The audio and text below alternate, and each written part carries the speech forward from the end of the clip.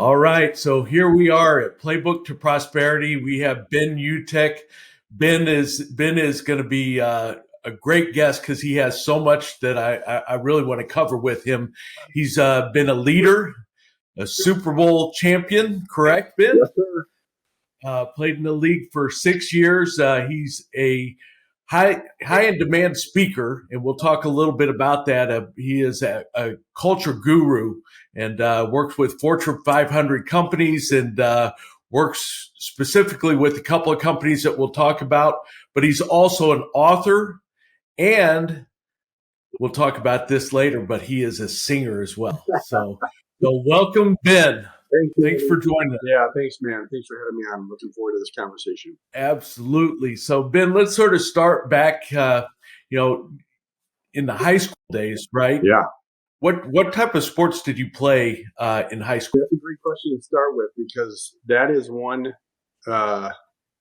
area that's changed so much across the country since I was playing back in the late 90s, right? I mean, when I was being recruited, we were told by the universities that we want to see athletes, and part of the way we understand that is through athletes that play multiple sports, right? Whereas today you kind of have to choose your sport in middle school.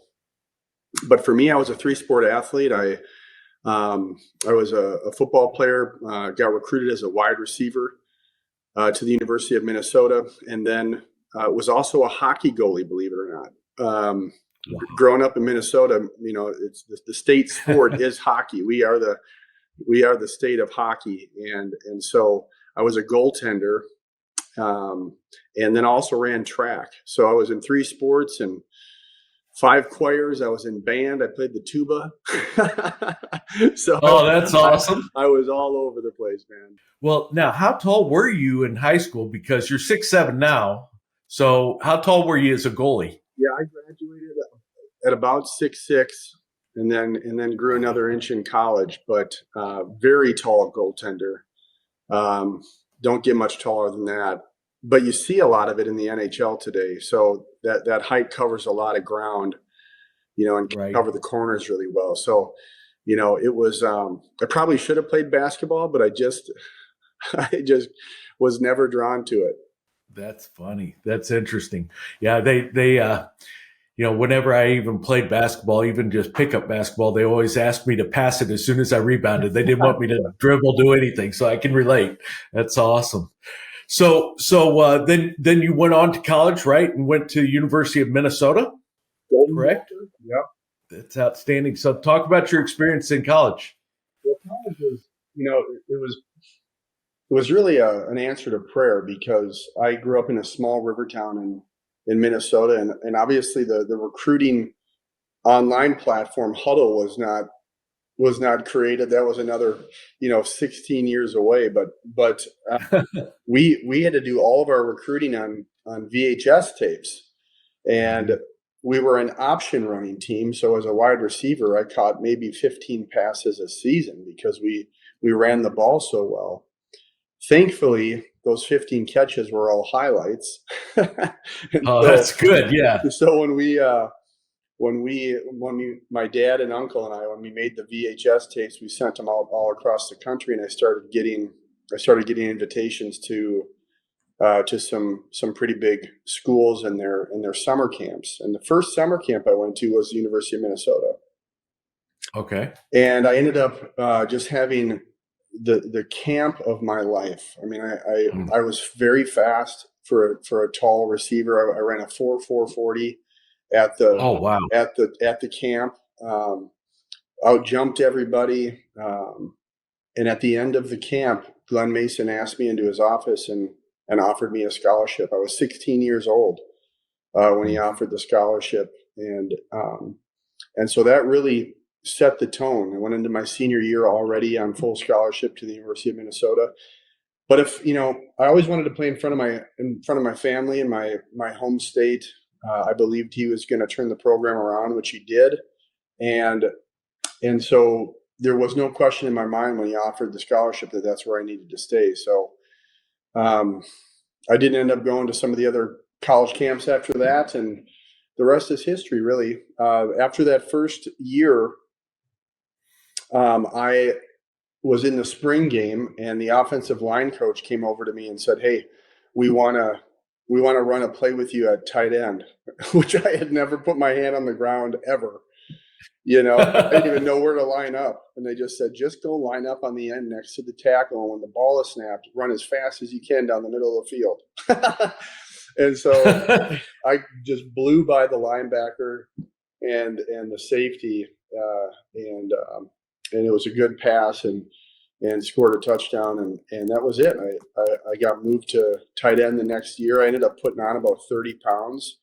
So I was, about 6'7", 235. So still small for a tight end, but fast, and then started as a redshirt freshman, and had a great career. That's amazing. And tell me what it was like to learn how to block like that, right? We would do what's called gopher scrimmage, and it's where you would, it's kind of, what do they call it? It's the Oklahoma drill, right? So you're literally just lining up across from a defensive end, and you have to win. You're in between two pads on the ground, and you got a running back behind you, and you've got to win the block. And I got put up against a senior starting defensive end, and just I'd never been hit that hard in my life. It was a welcome to Division I football in the biggest way. But that the speed as a receiver, that's the era of Jeremy Shockey, right? So that's the time when the whole tight end position changed, and you had Tony Gonzalez, who was taking off in the league and really showing everybody what it looks like to have this hybrid tight end that can spread out, but also be inline blocking, and so it was a perfect time for me to enter that scene, and my career just really exploded because of that. My sophomore year playing Wisconsin, I ended up having this massive game, 75-yard touchdown, 45-yard, one-handed grab in the end zone, and that's when Glenn Mason came out on national television and said, "I've got the best tight end in the country," and oh wow, and that really put me on the map, and had a great junior and senior season. Unfortunately, had some injuries in those years. And so I was preseason All-American and up for the Mackey Award both my junior and senior year, but the injuries really unfortunately held me back. But it ultimately led to my miracle story of making it to Indianapolis with the Colts, and through really a miraculous event with Tony Dungy that led to them picking me up and giving me an opportunity. Yeah, tell me about that story. I've heard it once before, but I want to hear it again. It's pretty amazing. Yeah, I got asked to open as a speaker at a huge alumni event on the University of Minnesota campus, and I was opening for Tony Dungy, who was a great quarterback at the University of Minnesota, and I got up in front of about 700 alumni, and I said, "Hey, Coach, if you really care about the University of Minnesota, you're going to draft me in the upcoming NFL draft." And everybody got a kick out of that, and Coach Dungy was gracious enough to respond. He came up to the mic and he said, "Ben, we'd love to have you. We know how talented you are. We drafted a tight end last year in the first round, Dallas Clark, and so we're not really looking for tight ends this year." And then he paused, Andy, and he stepped back from the podium, and he put his hand on his chin, and it was like he was being downloaded something. He's a man of faith, and I kind of like to think that God was speaking to him in that moment. And he came back to the mic and he said, "Ben, I'm going to make a promise to you in front of all of these people. If for some reason you slip through the cracks, if for some reason you don't get drafted, I promise you I'll be the first person to call." And that ended up being exactly what happened. I had a debilitating abdominal injury at the end of my senior season. I ended up tearing my abs from both sides of the pubic bone. It was a pretty significant injury, and during the NFL Combine, I got red flagged by all of the team physicians as too much of a health risk. So nobody wanted to touch me. And so I went from being a first round draft pick to not getting drafted at all. And, I remember driving up to my agent's office after the 2 days went by and my name wasn't called, holding back tears, really thinking that my football career was completely over. And all that was left was the free agent market, right? The leftovers, the guys that come in and give the veterans a break. And the percentages on how many of those guys actually make a team.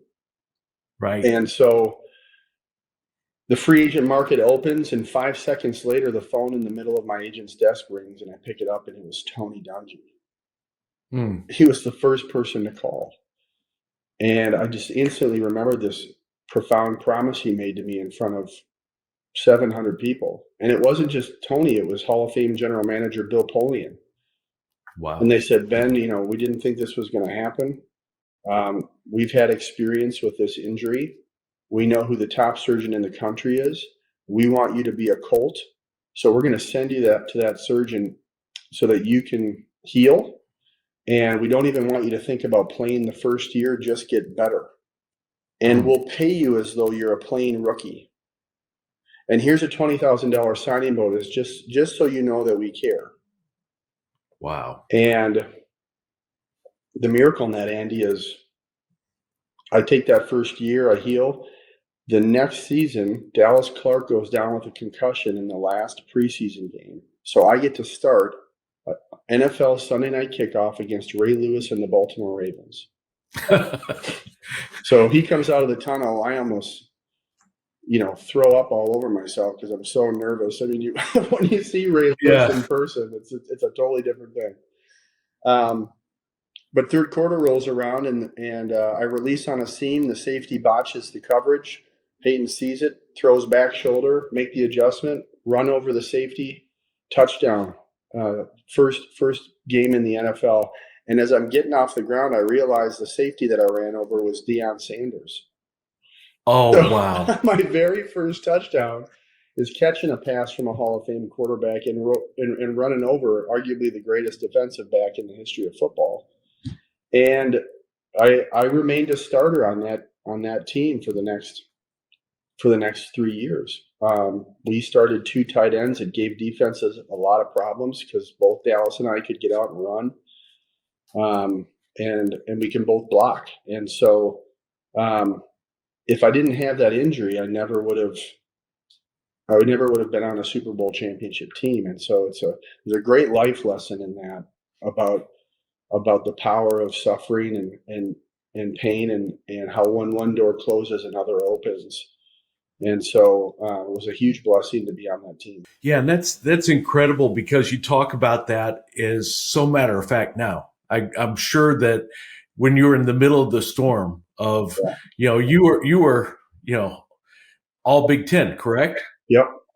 And so to be at that level, to where you were projected to be a first round draft pick, to go undrafted, how did you cope with that storm? Yeah, especially with the Colts, because what happened my junior year after that big sophomore year, and I was a preseason All-American and up for the Mackey Award, the nation's top tight end award. I started that junior year, Andy, better than you could have ever imagined. It was after 3 games, I was leading the country in touchdowns, in catches, in yards after catch. I mean, I had nine touchdowns in the first 3 games. They were just feeding me the ball. And I was spreading out, and I was playing receiver. They were doing all sorts of stuff, tight end screens. And we go into the Purdue game, the Big Ten opener, and I run a corner route, and I plant my foot, and I feel a little pop in my foot. I end up having a pretty significant stress fracture in my foot, and the rest of the season just goes away. I got put into a hard cast Monday through Friday, and then they'd cut it off, and then I would get shot up and go play on Saturdays. I mean, it was old school. It was old school football. Now, The game. So we play Purdue Big Ten opener, and I break my foot. and that wrecks that whole season. The next game, Iowa plays Purdue, and Dallas Clark has the game of his career. And he catches this pass on the sideline. He hurdles this guy, and he runs like 90 yards for a touchdown. And then Dallas goes on to win, All Big Ten, All American, Mackey Award, and he gets drafted by the Colts. And I just thought it was, I'm a faith guy too. So I'm just thinking to myself, so not only am I in the storm, but I have to go play on the team with the guy that I competed against, in college, who ended up having the career journey that I had hoped for, and ended up becoming a great friend because he's an incredible athlete and an amazing tight end and a wonderful human. And so it's just amazing how, when you get put into the storm, I guess I would say that the only way that I got through those times was that I had a focus on a light. I could see out in the distance where the weather looked good. And that gave me hope, and it gave me a purpose to work towards, to be invited into Indianapolis the way that I was almost like a parting of the clouds. And it allowed a beam of light to break through. And I was able to focus on that light and eventually, come out of that, to have the career that I did, which didn't mean the injuries were going to stop. Unfortunately, that's how my career ended with a concussion. But at least it was me believing that there was a higher purpose that had me on a journey, and that journey was going to really direct me on what the rest of my life would look like. Yeah, but you have such a dynamic. You have so many interests. Like, for instance, when you left the league, you thought you were going to have a singing career, which you did, right? Yeah. And so talk about that. Yeah, that was, I really believe that this is such a critical conversation that needs to be had on every team is, really understanding that your identity is in more than just a sport. Right. And that was something Dungy was so good at. And I wrote about this in my upcoming culture business book. When we had our first team meeting, Dungy came in and he said something. He quoted his head coach from the Pittsburgh Steelers, and what he said was, "Man, if you're sitting in this room and your entire identity is wrapped up in a sport, you've totally missed the purpose of your life." And that was really profound for me to hear at 21, 22 years old, right? And so thankfully, Andy, I had these passions that were cultivated in my life at a young age. One of them was music. I grew up in a very artistic and athletic family. My dad was a vocal music major to be a choir teacher, and my mom was a singer before he became a pastor. And so I grew up just around music and sports, and that's really where that seed was planted. That his role as a pastor also planted the seed for my passion for communication and for speaking, because I got to watch a guy build a speech every week to positively impact people. Right. And I said, man, I gotta do that. I just didn't know what my story was going to be until after playing for Indianapolis. And then everything kind of came together in wanting to bring all of these profound principles and practices that I got out of a world championship team with a world championship coach and bring them to the business community. And so I have had some of the greatest experiences of my life that have come out of music. And that journey was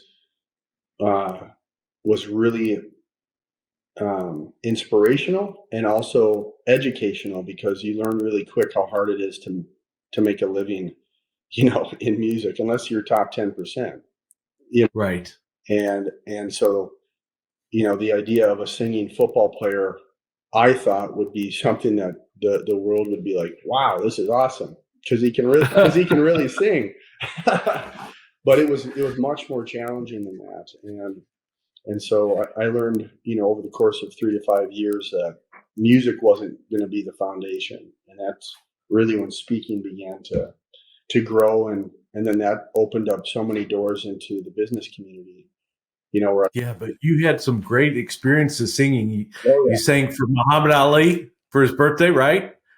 Sang for presidents. Man, Have I think multiple albums released. 6 albums. You are not. Yeah. You're nominated for an award as well, correct? Yeah, the Double Award, which is Award, right? Inspirational Music's Grammys. So yeah, it was. Yeah, listen,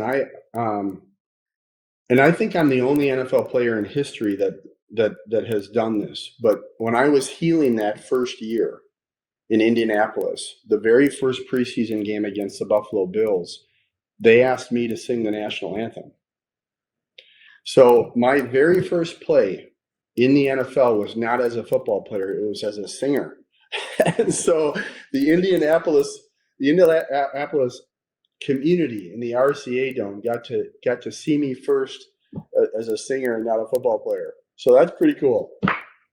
That is really cool. Now, I don't know if it happened to you, but I know most locker rooms have their rookies get up in front of the team and sing. Did that happen to you? We didn't have any of that. I mean, the most our hazing went was carrying the veterans' helmets and then having to go make food runs during training camp.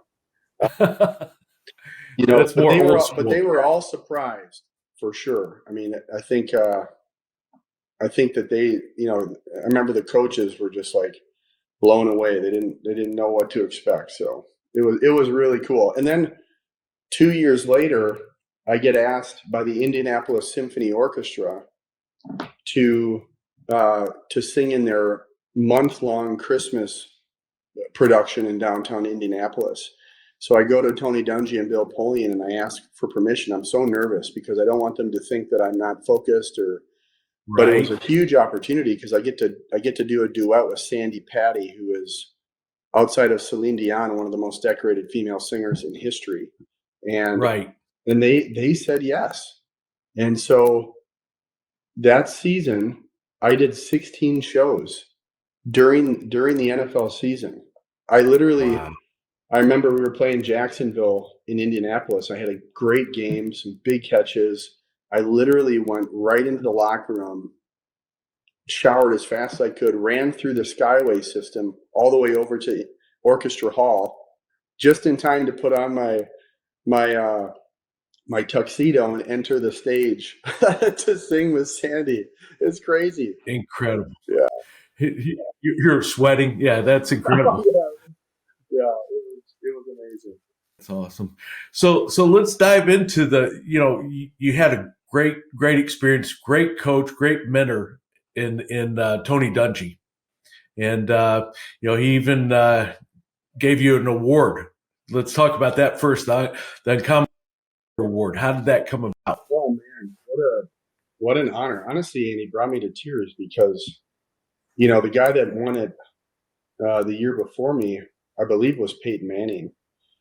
And so when I got the call, it was just a huge surprise. And I said, and I was honest with him. I said, "Hey, coach," I said,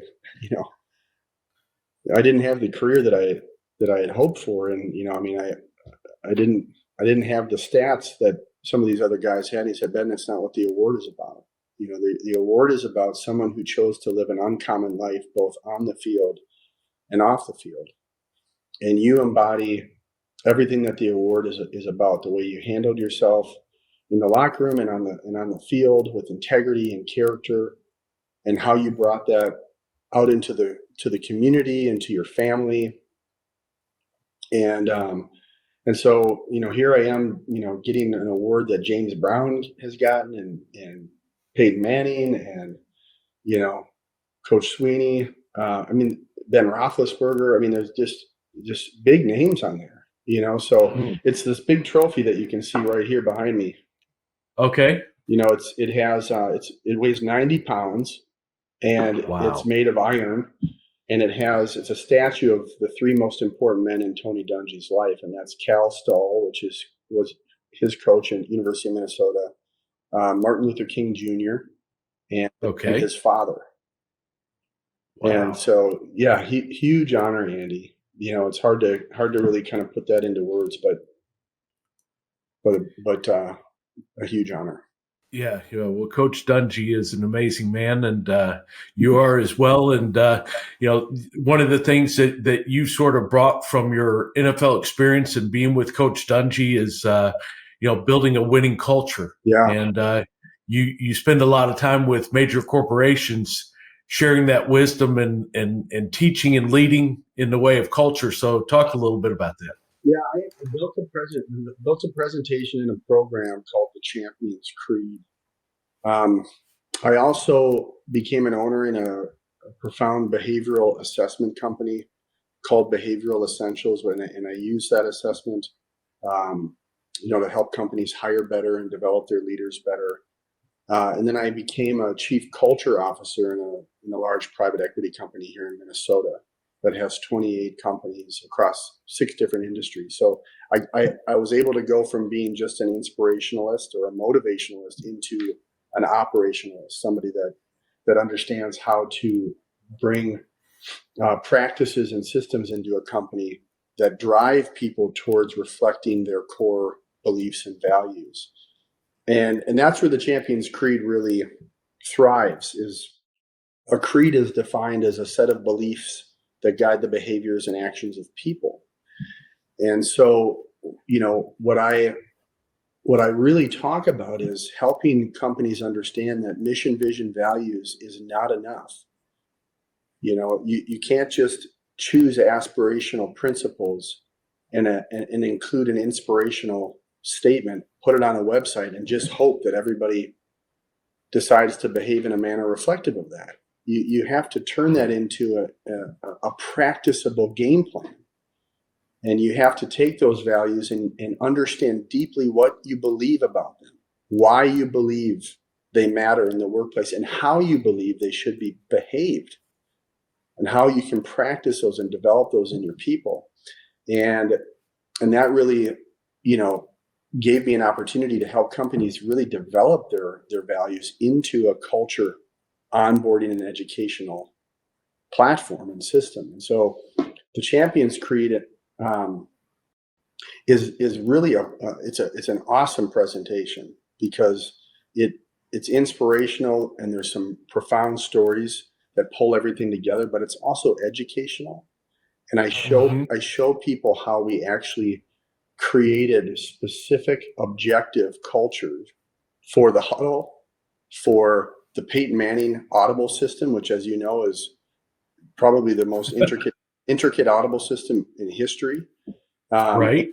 And take people through the belief system of each of those cultures and how we actually practiced those principles in order to,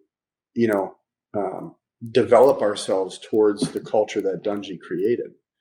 And so the presentation really brings that to life. And then just a month ago, I signed a book deal with Wiley Publishing and finished the manuscript on the Champions Creed, Forge Your Culture on the Power of Belief. And it's a short but powerful, representation of how you build objective winning culture in your life and business. Well, you were just in Texas speaking to the Society of Human Resources Management, and I saw through the internet comments from that. So it's obviously very powerful. The nice part is that you're not just an inspirational speaker, but the fact that you're experiencing it on a daily basis, on an operational basis, means that it has lasting impact. 100%. Yep. And being a business owner as an entrepreneur and being an executive leader has, I think, given me a lot of credibility in that. And I did figure out, believe it or not, I figured out how to bring music into the presentation. So, really, in this last event for HR Southwest in Fort Worth, which is it's a fantastic organization. There's about 3,500 people HR executives that attended the conference. But I was able to attach a song to the end of the presentation, which really brings the entire message together, because it's a sports themed song that I found. And so, as a speaker, you always want to differentiate yourself. And I've never brought music into a corporate setting because it just felt uncomfortable. Right. Until I found the right song that really attached itself to my sports story and journey, and also to the importance of, what does your dream culture look like? And so this song, What You Call a Dream, really adds a really cool flair to the speaking engagement, because they always announce in my bio that I am an award nominated singer, and people are always like in disbelief. So this is an opportunity to kind of break that stereotype, and it's fun. That's incredible. And speaking of writing books, you're in the process of writing another book about counting the days while your mind slips away. Talk about that. Yeah, that was my first book, and that book. Oh, okay, so it's already written then. Yeah, so I wrote that book with Simon and Schuster, and that was kind of my biography and concussion story, because I became a part of the Mackey White Player Health and Safety Committee for the NFL Players Association. And I also became the national spokesperson for the American Academy of Neurology, which is the most prestigious neurology group in the world, that happened to be headquarters in Minneapolis, where I grew up. And so we ended up writing a story from a pro-brain, pro-game mentality, right? I wanted to be a voice of reason in the concussion conversation. I wanted to be a voice that really celebrated the game of football, the NFL, and everything that they had done for me, but at the same time talk about how important the brain is to who we are as people, and that I really learned deeply what that meant going through those concussions. And so that book is really focused on telling that type of a story, even though the title is a little ominous, because it came out of my fears for what the future holds. Right. But the book itself is really about perseverance and hope. Well, my friend, I really appreciate your time. You're always a pleasure to talk to and hear your wisdom. And I hope to get you in front of a big audience again. We always love it when you're talking to a group of former players. You definitely share a lot of wisdom and ideas, hope, as well as just strategies to win. Yeah, really looking forward to that, and congratulations on everything you're doing through Ascending Athletes. You've brought so much support to a community of players that just so many of them are lost, and so everything that you're doing is of such a great benefit, and I can't wait to continue to be a part of that, and especially with this new company I launched, because I want to be one of your vendors in the future here. Absolutely, you're on board. I've got you. Yeah, no, it's just an act of service. It's great working around people like you and the people that attend, and just providing a platform and an opportunity that many of the guys just need. Awesome.